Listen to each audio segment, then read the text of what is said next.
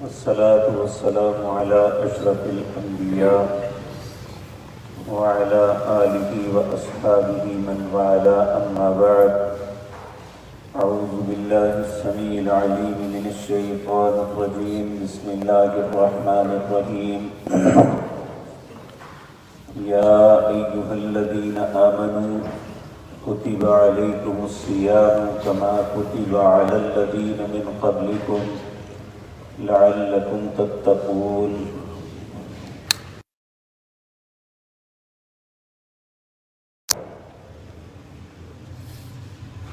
کل روزے کی نیت کے متعلق گزارشات کی تھی. احسن اور اچھی نیت کے بعد روزے کے آغاز کے لیے نبی کریم صلی اللہ علیہ وسلم نے جو تاکید فرمائی، حکم دیا، وہ یہ ہے کہ آپ نے فرمایا، اے امت محمد رسول اللہ صلی اللہ علیہ وسلم، تمہارے اور اہل کتاب کے روزے میں فرق ہونا چاہیے. صحابہ نے عرض کیا، یا رسول اللہ صلی اللہ علیہ وسلم، ہم کیا فرق کریں اہل کتاب اور اپنے روزے کے درمیان؟ آپ نے فرمایا، اہل کتاب سحری نہیں کھاتے، میں تمہیں حکم دیتا ہوں کہ تم سحری سے اپنے سحری کھا کے اپنے روزے کا آغاز کرو. پھر آپ نے فرمایا کہ چاہے ایک گھونٹ پانی کا پی لو، کوئی شخص بھی 8 پہر کا روزہ نہ رکھے. اور یاد رکھیں، سحری جو ہے رات کے تیسرے پہر کے بعد ہوتی ہے.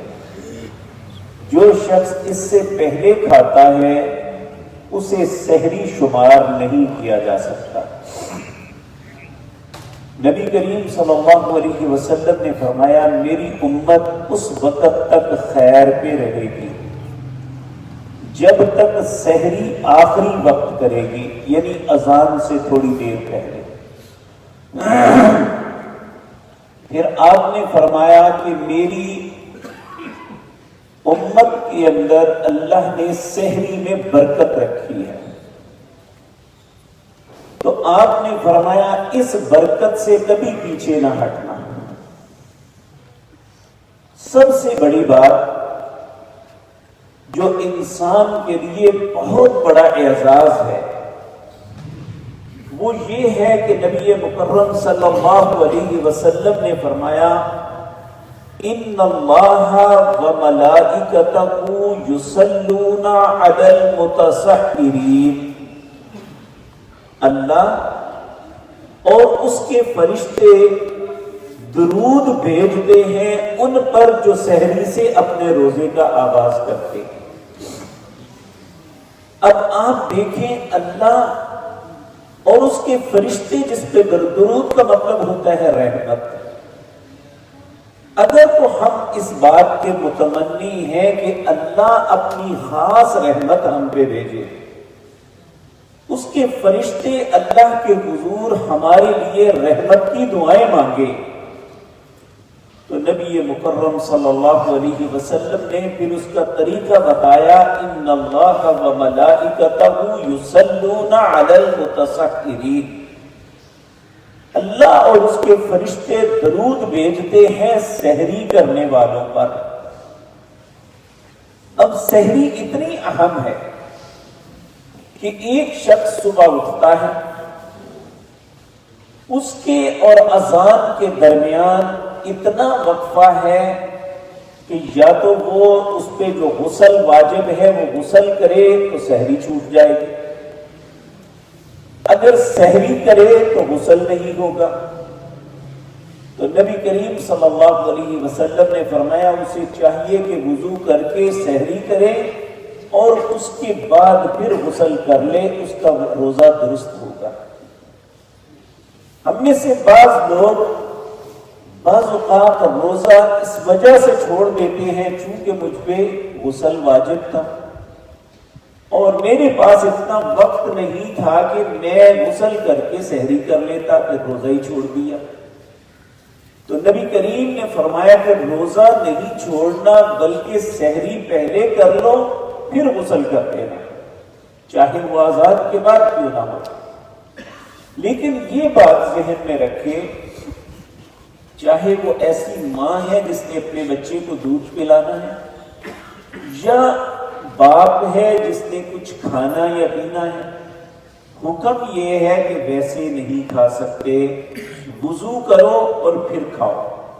وضو کرو، ماں اپنے بچے کو دودھ پلائے، وضو کرو، سحری کرو، اور اس کے بعد پھر جب غسل کرنا ہے وہ غسل کر کے نماز ادا کرنا۔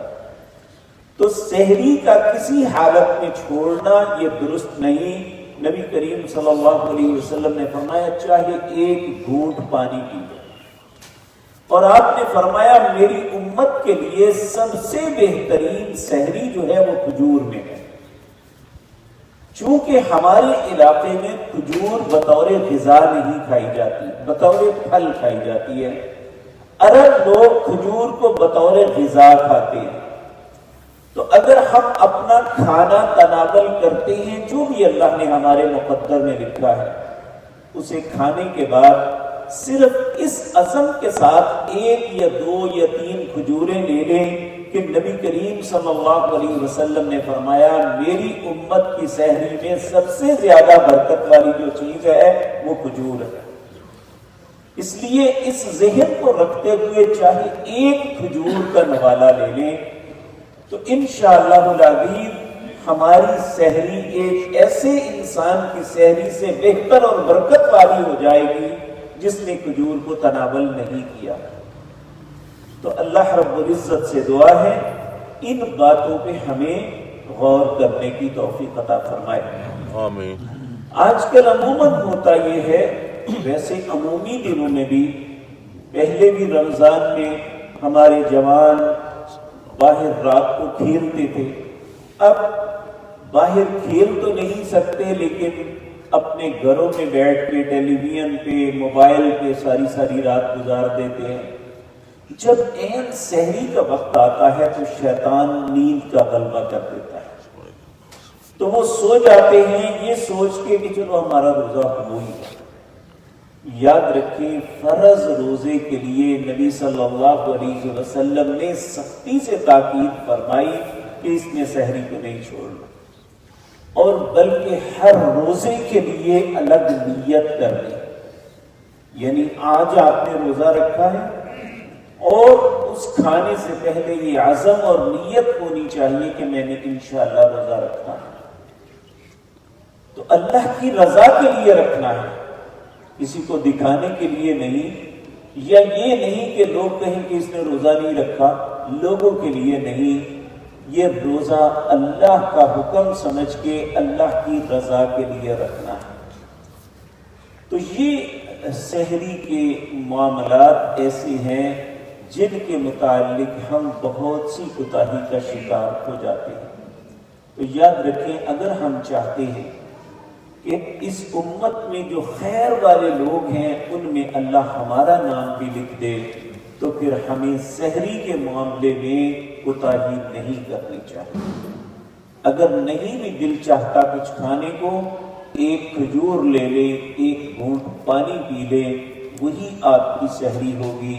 لیکن یہ کہ کچھ کھائے پیے بغیر اسی طرح رہنا، یہ نبی کریم صلی اللہ علیہ وسلم کی شریعت میں اس عمل کو اچھا نہیں سمجھا گیا۔